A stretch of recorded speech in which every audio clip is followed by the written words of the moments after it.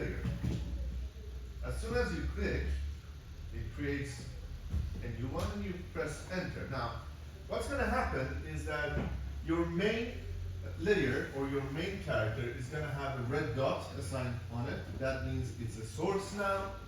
And then the new layer will look as if it has a kind of a arrow sign next to it. And when you open this up, it has all these green arrows. Let's talk about reference layers and how we can use them. Now, when it comes to your character, I'm going to move these, basically separate them so you can see this a little bit better. Let's move the layer. As you can see, these two are completely identical. This one is our source, and this one is our reference. Now, when you make any single change onto your source, let's say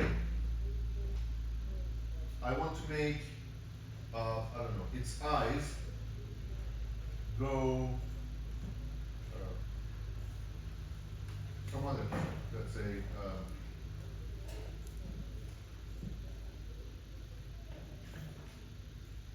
a little bit pinkish. She's high. As soon as you do that, the reference layer will apply the same settings to it. Right?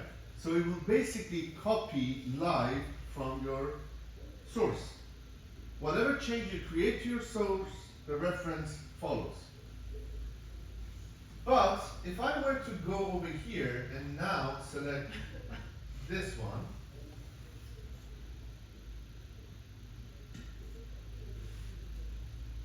right? And now here I want to change the color of this one to the same red color, right? The source does not follow, right? So you're practically making one source material. You can make the changes, you can update it, you can do whatever you want with it, and you have one layer that is kind of referencing and taking information from that, which is Cool. yes, which is extremely useful, especially when you're working with a team. They can work on the character, and it's get updated for you as you actually move. Layers are being added, shapes can be changed instantaneously, right? When you're working. And you can do that on your computer as well. So you basically have one source that you can adjust, and then everything else in your animation follows up on that source. But it doesn't end there. And how is it useful for us is at any time we can come over here onto the reference layer, right click, and then we can go down and click on break layer reference. You click on that. This is a totally new character. You can redesign it, and it has the bones and everything assigned to it. That's a cheat. Do not cheat. Right? Obviously, there are limitations in this method because another character may look something completely different, and then you don't have enough points. But it gives you a head start, I would say. You work specifically on one, and then that will give you a head start. At least for the the rest. bones are ready. At least the bones are ready. Okay? So that by the way is fully functioning rig. You can actually try it out. So all the bones are working. It's still weird. It still does its thing. I don't know what that is. It's weird. Okay. All right. Was it clear up to now? Yeah. All right. I'll try to make it.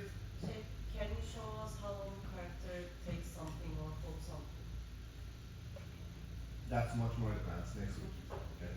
Let's go with the basics and we're gonna wrap it up. All right. So we now know how to create cones, how to use a rig that we created to create new rigs, But now I want to deviate a little bit just to make things a little bit more fun for what we're doing. And that is, I'm going to start creating a scene. Alright? Let's delete the reference and delete the ball that we created. And I'm going to start with a background. You know, why did you create the ball? If you want to erase it, like why? Sorry? Why are we deleting the ball? You're not going to use it. I used it for the purpose of showing you guys something. That's it. I'm not going to use it. So Should we we can- use it For what? for like the eye movement? No, for the eye movement is Oh, that's a different thing. It's inside the bone of the character. That one was the ball I created to show the bounce. That's different. Alright, so now I'm going on and I'm going to create a layer. I'm going to call this a background, or let's say BG. So that's my background. Let's say, now when it comes to this, by the way, you want to have as many details as possible, right? So think of your scene as slides, right? You want to have multiple slides to make your scene interesting. And of course, we're going to talk about a cool effect, which is called parallax, and how that happens in a bit.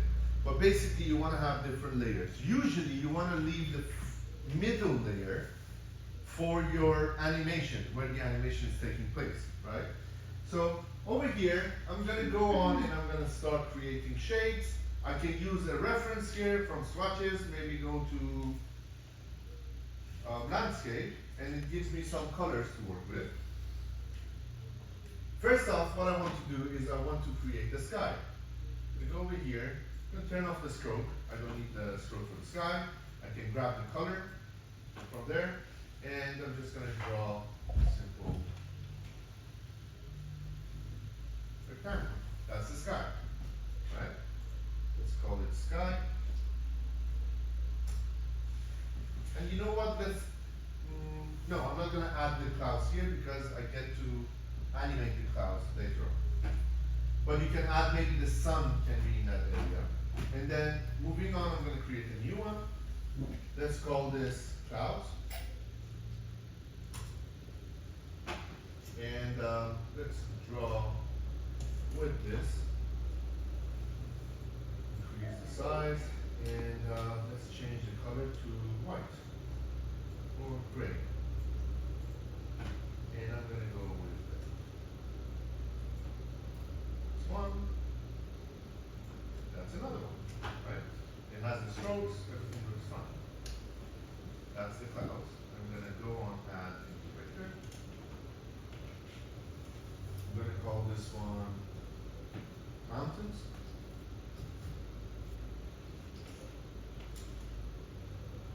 Let's go with this.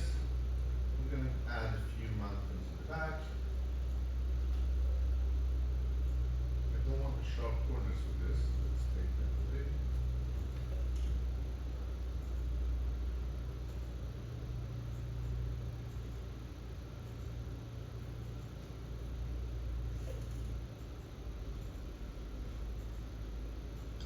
Okay. I'm going to choose that, and then let's just change the color to maybe something like brown. This one, or let's go dark. You can add the, what do you call it, the snow on top of the mountain, if you need to. But I want to show you an interesting way of adjusting colors on your scene, or shapes in general. Right, so as you can see right now, we have the mountain. We can adjust the position of this, so maybe just a little bit lower. Yeah. So that's our mountain. And now I can go in here, you know, I can adjust every single peak to look a little bit more mountain-like by holding Alt down, just dragging these. Or I can simply just use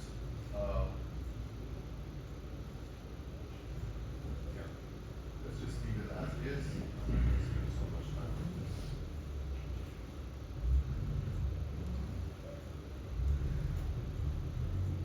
Now, obviously, this is not the colors I'm aiming to have for the mountain. Let's just drag these up here. Closer. But I want to adjust the colors on my mountains. How can I do that? Now, one way would be for me to go and draw these shapes on the mountain and then give them colors. Another way, an easier one, would be to create gradients on these mountains. The way you can do that is by simply using the tool that is here, this one. It gives color points. So how does that work? I go over here, I select the point that I want the color to change, and I'm going to change this color to, say, white. That will create a gradient on that white area. I can adjust the strength of this. So white, and then the strength can be less.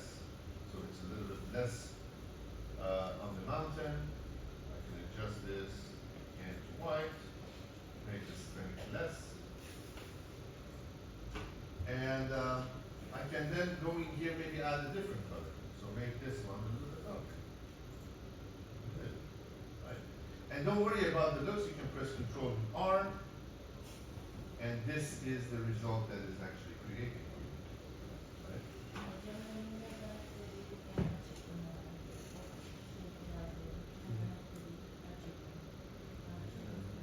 This one. Yeah. You select the point. You want to change the color. Let's say you want to go funky. You're going to choose this one, and then over here you go red. Choose the color. Right. Once you do that, then you can adjust the strength of that one. Okay. Or you can simply clear it. Right. So that's an easy way to add those settings. So we made the mountains. Let's add a different layer. Let's call this one tree. That's not a tree. That's a weird English problem.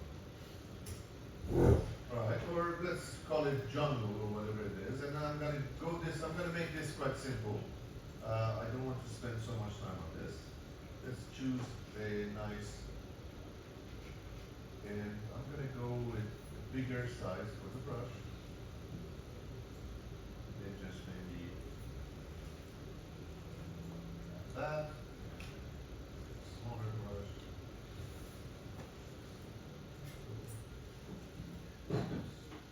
Alright. I can add those marks right now. Let's make this one smaller.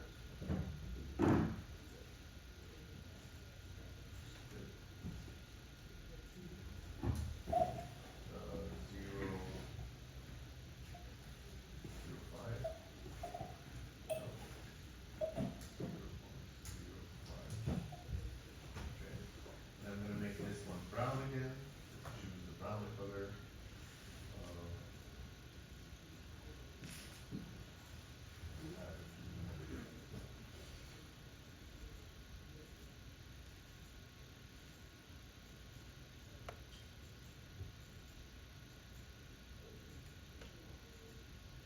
Something like that. Okay.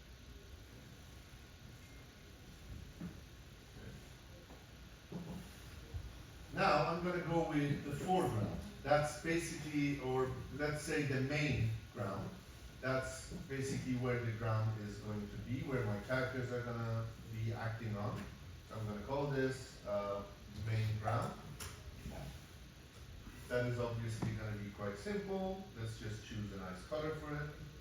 This one would be nice. And we're just going to draw a little bit of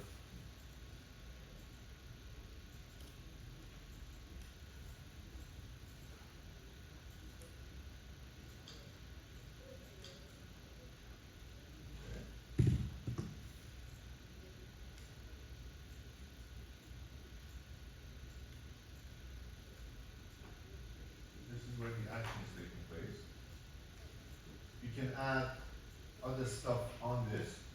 And just to show you how the foreground actually works, let's just add another layer called this foreground. foreground.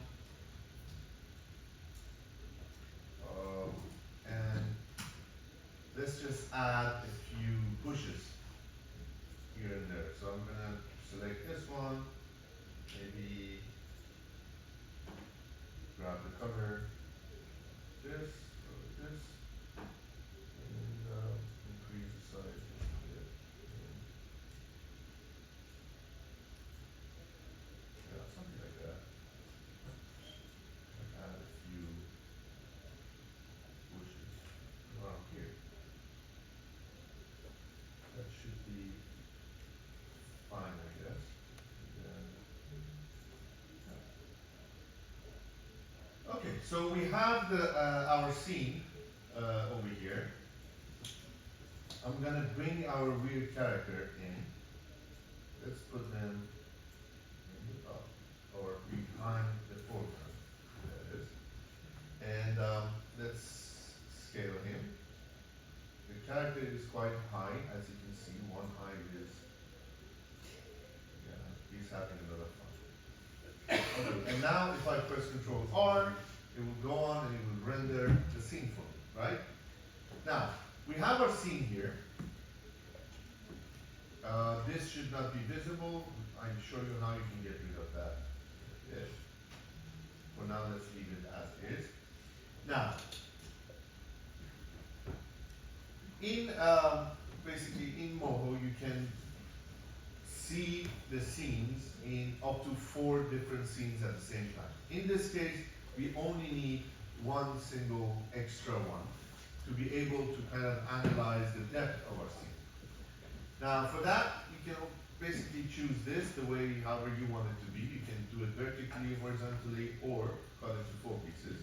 I'm going to go side by side.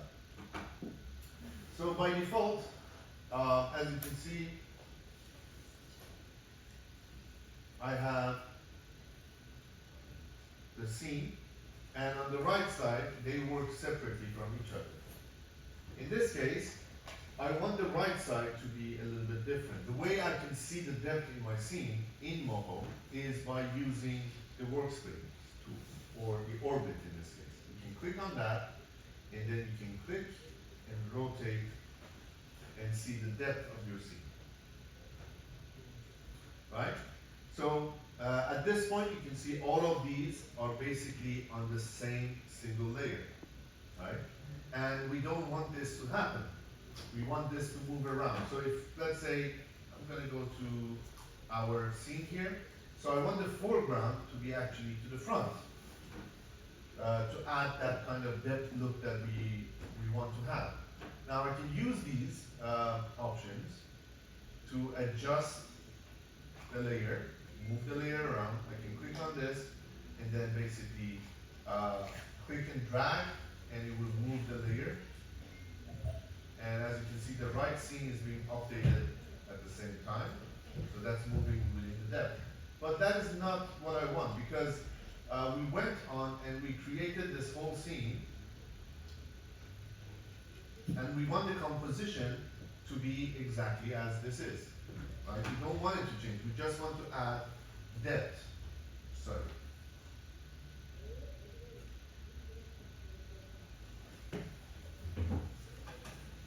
So the way to do that is by selecting the layer movement and by holding Control and Shift down, and then moving things around in our frame. Sorry.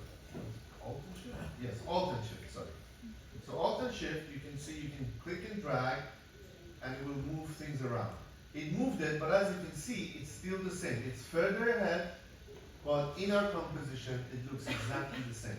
This is what we want to do. So Alt and Shift, and then, oops, sorry, we move it further ahead. Now, we want the ground to be at 0, exactly where this is. We don't want that to be moved. Let's say this is a bit too much. Let's put it here.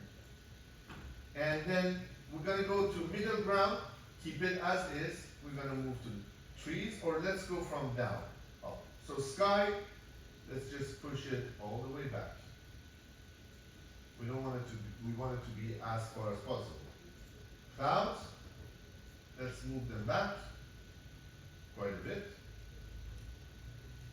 And mountains, those will be even further back than the clouds, so let's just add those there.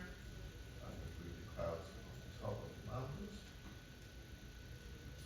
So they're going to be behind the clouds. I'm going to choose the clouds and bring them forward just a little bit. And then I'm going to choose the trees, move them further back as well, somewhere in the middle. So now, if I look at the breakdown, I have multiple layers of these. So I can even push the mountains a little bit further back.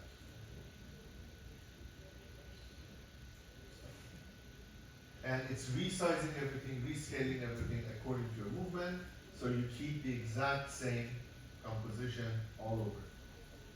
Right. Let's turn this off for now. Go back to our single view. As you can see, nothing has changed. It looks exactly the same, right? But remember when we went to the project settings, when we first started, we had an option called depth of field, right? If I click on depth of field now I can actually see the depth in my image. So I can adjust the focus distance onto my character.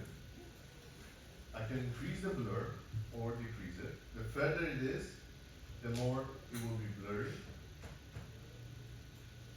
And let's hit OK for now. And obviously these are blurred out as well. But if you want to see the full quality, you press Ctrl R, it will go on and it will kind of adjust. So you can see the one furthest back is the most blurry. The closer it becomes to our focus point, the less blurry it will become. And our character is going to be in focus. Again, extremely useful, and not just that, because if we actually keep, this is the focus distance, so let's go back to our project settings.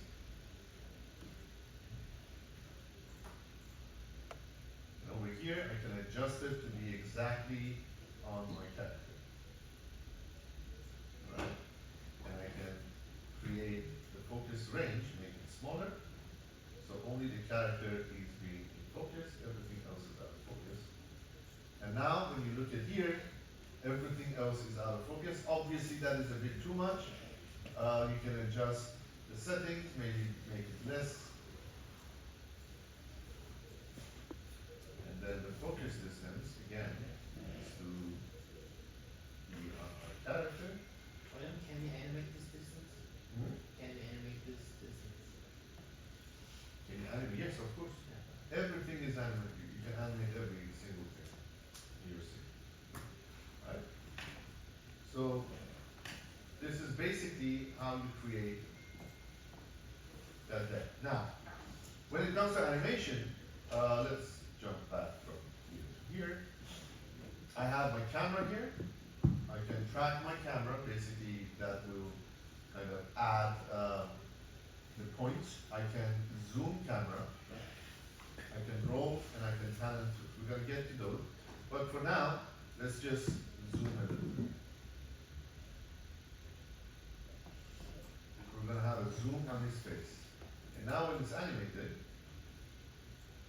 oh, sorry, I made a mistake. I was supposed to zoom. I was supposed to track the camera.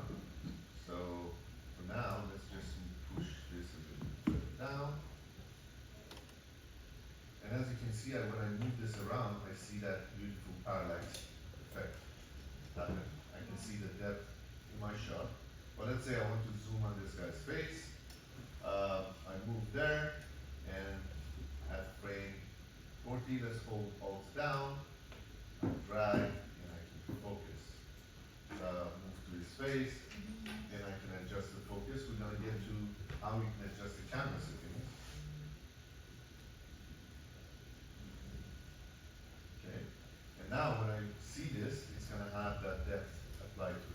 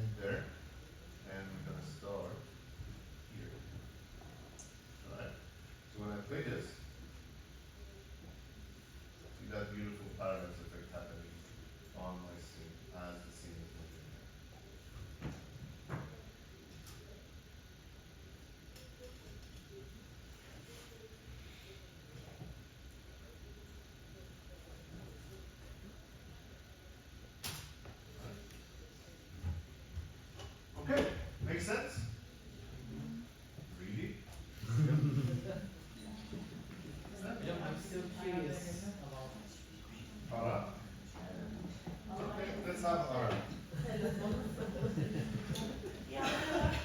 Let's have Ara. Okay, so 10 minutes Ara. Please be back at 10 past 11. We're gonna start.